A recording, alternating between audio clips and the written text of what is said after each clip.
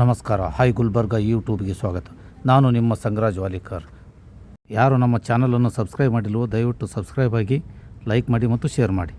ಈಗ ಕಾಂಗ್ರೆಸ್ ಮುಖಂಡ ಬಾಬಾ ಜುನೇದಿ ಅವರು ಮಾತನಾಡುತ್ತಾರೆ. फ्रस्ट्रेशन में आकर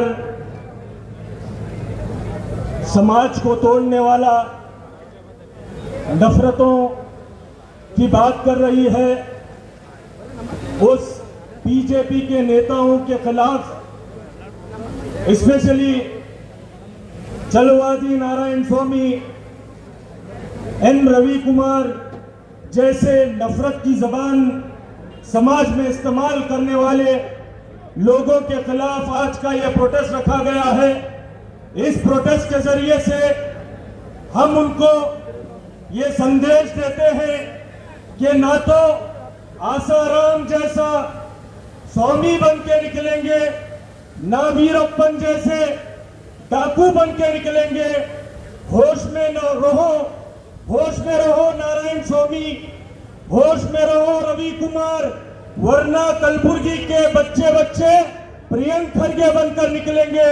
ये मैसेज देने के लिए हम यहाँ पर जमा हुए हैं और हमें यह सोचना है कि वो हमारे लीडर प्रियंक खरगे के खिलाफ क्यों कहते हैं।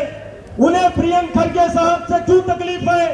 वो इसलिए तकलीफ है कि प्रियंक खरगे साहब उनके 40% कमीशन के भ्रष्ट सरकार को, उनके स्कैंडल्स को एक्सपोज कर उनकी सरकार को गिराते हैं।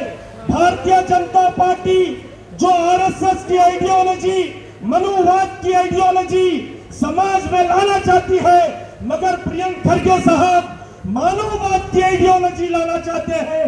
वो चाहते हैं कि बाबा साहब भीमराव अंबेडकर का संविधान खत्म करना चाहते हैं और प्रियंक खरगे साहब बाबा साहब भीमराव अंबेडकर की संविधान की रक्षा करना चाहते हैं।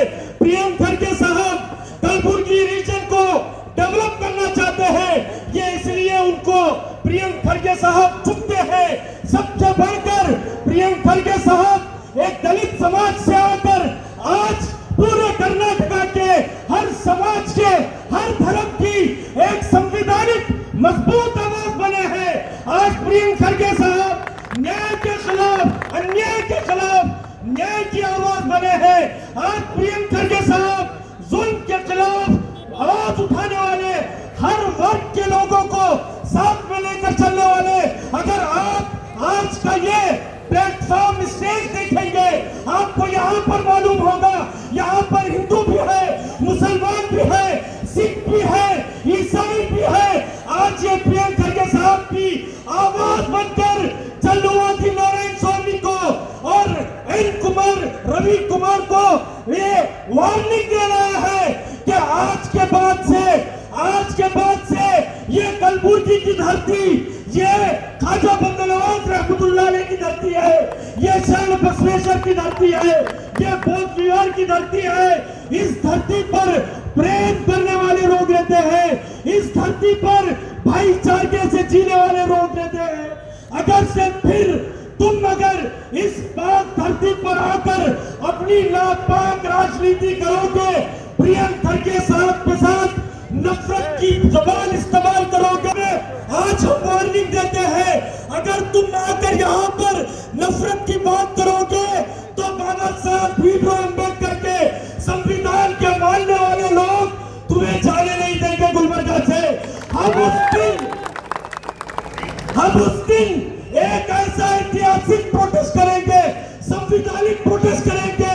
जो भी भारतीय जनता पार्टी का लीडर यहाँ पर आकर बाबा साहब अंबेडकर के संविधान के खिलाफ कहेगा तो उस प्रोटेस्ट को देखकर उसकी चट्टी गीली हो जाएगी। हम ऐसा प्रोटेस्ट करेंगे तो साथ ही साथ बहुत सारे लोग बात करना है।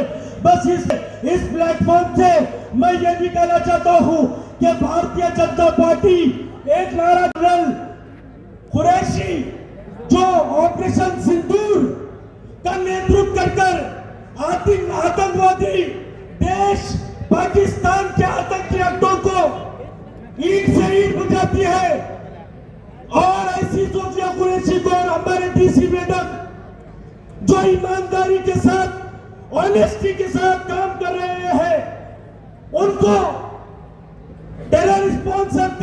पाकिस्तान से जोड़कर बताती है, जब बेटी पढ़ लिख कर शक्तिशाली बनकर देश की सेवा करती है तो भारतीय जनता पार्टी उस बेटी को आतंकवादी देश के साथ मिलाते हैं। तो यही भारतीय जनता पार्टी का असली चेहरा है, यही उनकी आइडियोलॉजी है। अगर तुम्हारी आइडियोलॉजी नहीं है तो नारायण स्वामी को तुम सस्पेंड करो, रवि कुमार को तुम सस्पेंड करो, डिसिप्लिनरी एक्शन लो। आज के इस वेदिका के जरिए से हम गवर्नर से यह डिमांड करते हैं कि नारायण स्वामी की सदस्यता बर्खास्त होनी चाहिए।